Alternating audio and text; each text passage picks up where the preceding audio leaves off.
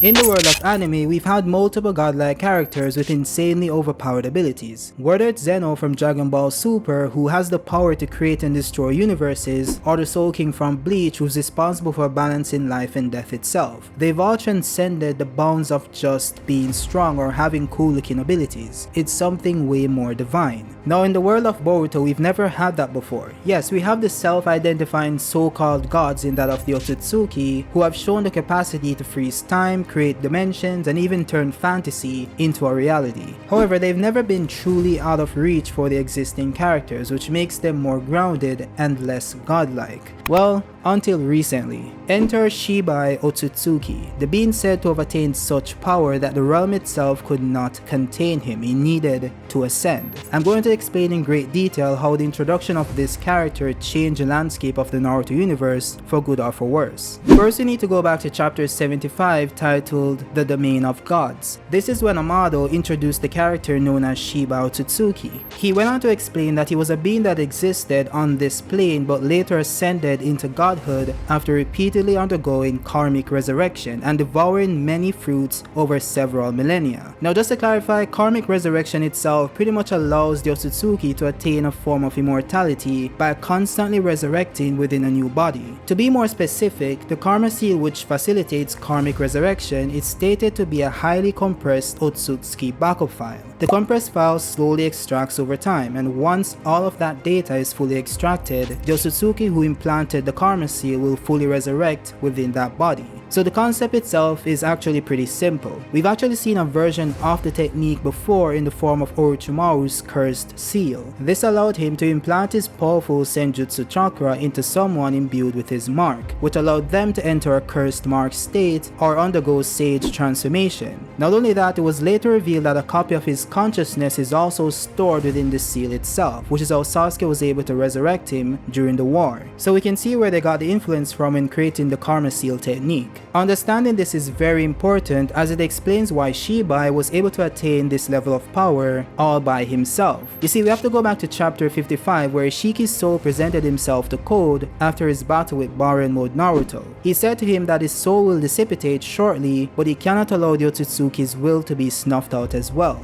not when they have devoured countless planets and continuously evolved over thousands of years. He then told Ko to consecrate either Boruto or Kawaki to the Ten Tails and cultivate the divine tree. That way he can procure the chakra fruit it creates in the end. The end goal of all of this is so that Ko can upgrade himself and become a brand new Otsutsuki. This makes perfect sense since, as explained by Amado, Otsutsukis are alien parasites whose only goal is to devour the life of a planet. They do this by planting a large divine tree in the ground. Its roots then grows deeply, reaching across every corner of the planet and sucks the chakra from all living things. This tree then produces a chakra fruit once it has finished absorbing everything on the planet. These chakra fruits are explained to be large lumps of tremendous energy and genetic information. Otsutsukis continuously update themselves by eating them, and that's how they evolve. Now Amado also went on to explain that Otsutsukis always utilize the Ten Tails when assaulting a planet, because the Ten Tails is what becomes the divine tree. The Ten Tails is a seedling they first plant into the ground, which grows into the divine tree and consumes the planet, thus bearing the chakra fruit. The important thing to note is that you can't just bury the Ten Tails in the soil and add water for it to become the divine tree. There's one special condition that must be met. That being, you must feed a living Otsutsuki to the Ten Tails. This is actually why the Otsutsukis travel in pairs, because one needs to be fed to the god tree while the other Otsutsuki procures the fruit itself. This also explains why Code needs to feed Boruto to the god tree in order to bear his chakra fruit. This leads us back to Shibai, since it's said that by him repeatedly undergoing karmic resurrection, Shibai cheated death, devoured many chakra fruits over several millennia, and eventually the cumulative evolution led to godhood. What this implies is that instead of traveling in pairs and feeding a lesser ranking Otsutsuki to the Ten Tails in order to procure the fruit itself, Shibai fed himself to the Ten Tails instead, then resurrected in a prepared vessel, and that way he could take the fruit for himself. This implies that Shibai was a rogue Otsutsuki similar to Ishiki Otsutsuki who wanted to consume the chakra fruit for himself instead of taking it back to the Otsutsuki clan, which is implied to be illegal per Momoshiki's statements in regards to Kaguya. Now another thing Amado mentioned is that Shibai's various abilities were quite incredible. It said that without needing to weave signs as with ninjutsu, he generated storms with just a wave of his hand, and called forth thunderbolts with just an angry roar.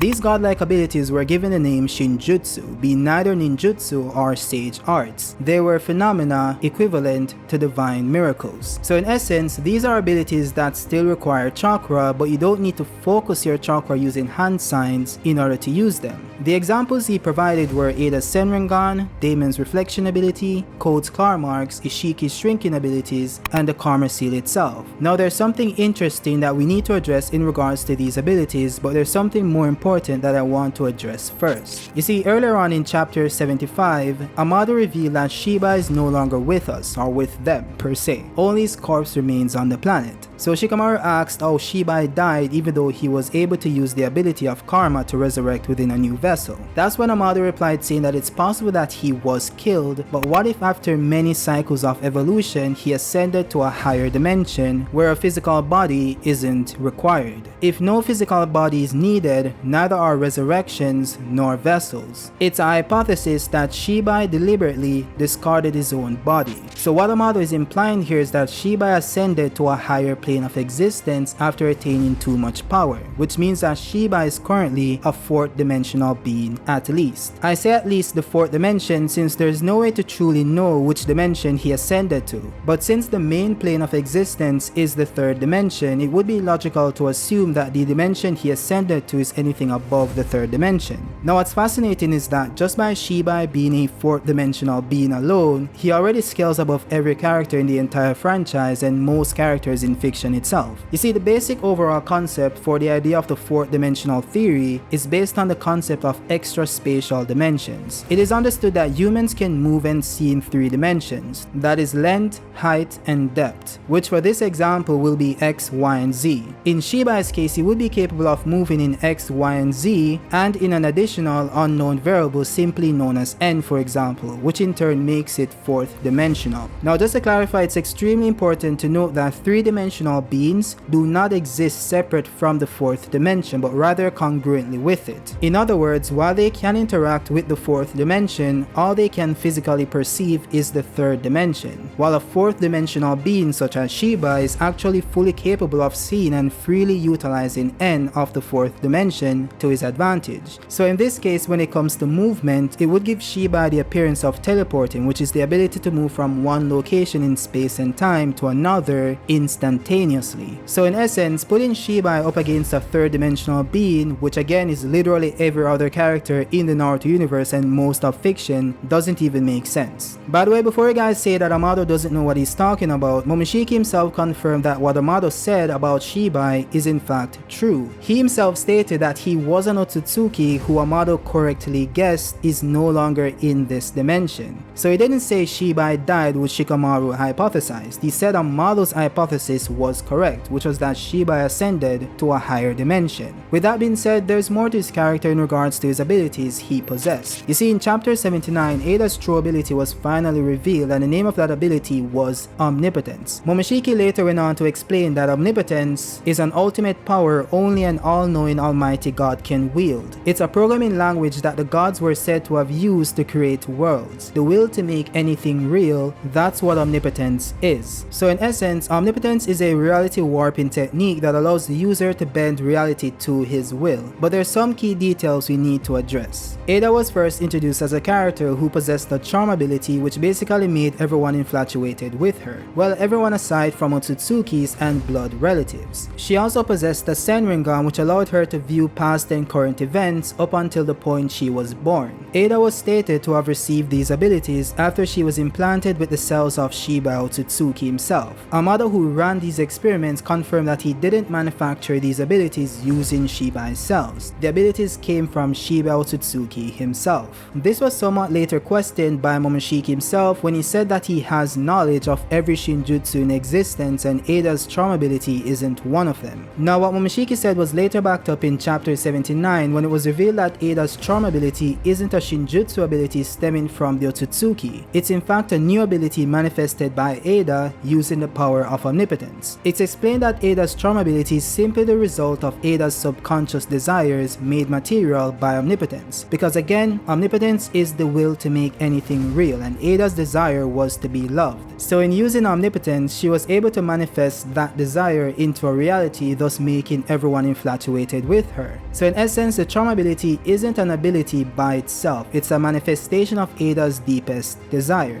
Now Momoshiki also stated that Ada can't control the abilities since she isn't an Otsutsuki, which is why this was all done subconsciously. We also saw this ability being used once again in chapter 79, with Ada accidentally manifesting Kawaki's desires to make Boruto an outsider so it would be easier to get rid of him. As stated by Momoshiki, this current phenomenon is Kawaki's desire becoming reality. He went through Ada and invoked Omnipotence to cause you and him to switch positions. So now Kawaki is the son of the Hokage and Boruto is the outsider. Momoshiki later explained that people's memories have been altered. Any common knowledge involving Boruto and Kawaki has been changed. This is possible since every person's consciousness is by nature linked through chakra, so a god could meddle with it if they so choose to.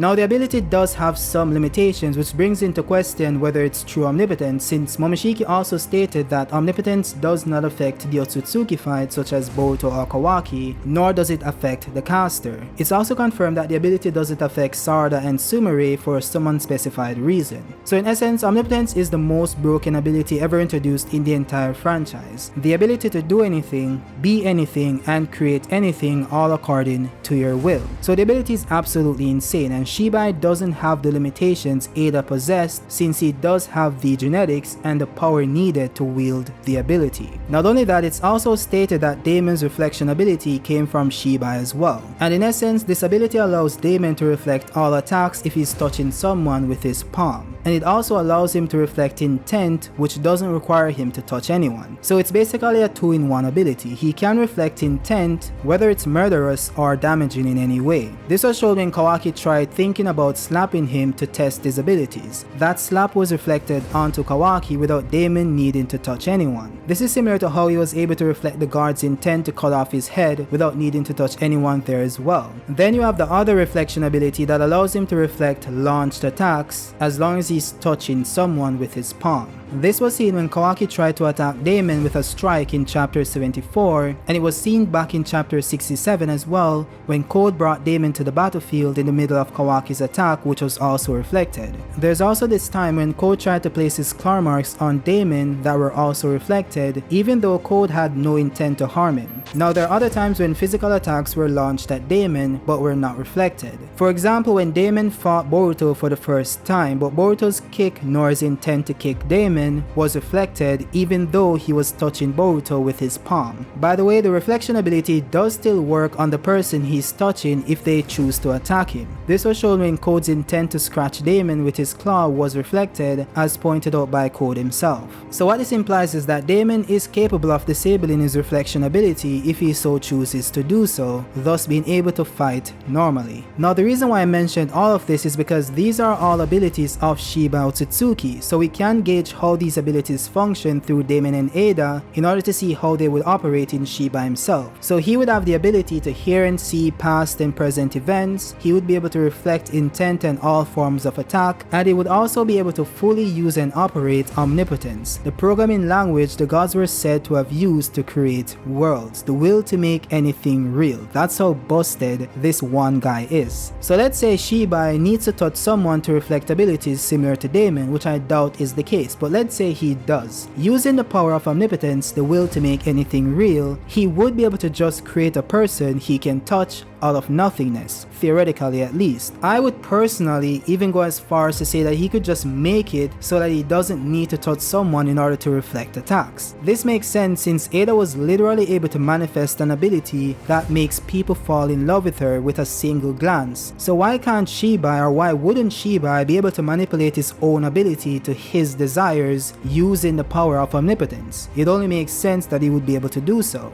Not only that, he should be able to create any ability he wants. He literally has the will to create fight anything. So if he's in a fight that he can't win against another 4th dimensional being for some reason, he could simply just desire to have the ability to beat said person, or create a weapon that has the ability to do so. The possibilities are literally endless, but you get my point. This is why I say that Shibai has shifted the entire power structure of Naruto, and I personally think it's a good thing. In all honesty, while I do understand the complaints about it being less grounded in terms of scope, I do feel like an escalation of some sort is needed in order to increase excitement and just the mystery of the series in general. You can't keep doing the same thing forever, so you have to try something new and ambitious at some point in time. Introducing the concept of such a character is very ambitious, which actually keeps me excited to see what comes next in each chapter. The Otsutsukis have not been great on an individual level in my opinion, but in the grand scheme of things, the concept itself is pretty good. Now we have a being above other beings type character that the characters in the story may never actually face, but will always be lurking in the background doing something, you know? He will always be present. That's the kind of mystery that keeps me excited personally, which is why I think his introduction is a net positive on the universe itself.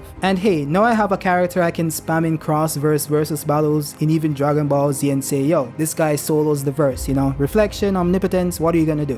What I wish though is that Shibai also had Ada's charm ability, because the ability works on every other being aside from Otsutsuki, so you could literally just throw Shibai in any verse and they would just fall victim to Ada's ability if Shibai had it, but he really doesn't, because Ada's charm ability was manifested using omnipotence by Ada. Shibai himself doesn't have the ability, so that's kind of the sad part. But anyways, he has omnipotence and he has, you know, the reflection ability, so like he really solos most of fiction if you're being honest here, you know. But let me know your thoughts in the comment section. Do you guys agree with what I've said in this video in regards to the scaling of Shibai Otsutsuki being 4th dimensional, or do you think he's 5th dimensional? What evidence do you have to, you know, support that? Or do you think he's still 3rd dimensional even though they stated that he went to a higher dimension? Or do you think it's like another planet of some sort, because in Boruto they do refer to other planets as dimensions, as seen with Kage and all that jazz. So let me know your thoughts in the comment section. Drop a like if you like the video and subscribe for more Boruto centric content. I do have a video on code coming up later this week, and I also have my top 20 strongest characters in Boruto video dropping in a few weeks, along with Boruto versus Kawaki specifically. So if you want to see those videos when they drop, hit subscribe and ring that notification bell to be notified when I post new content. With that being said, again, I'll see you guys next time. Peace out.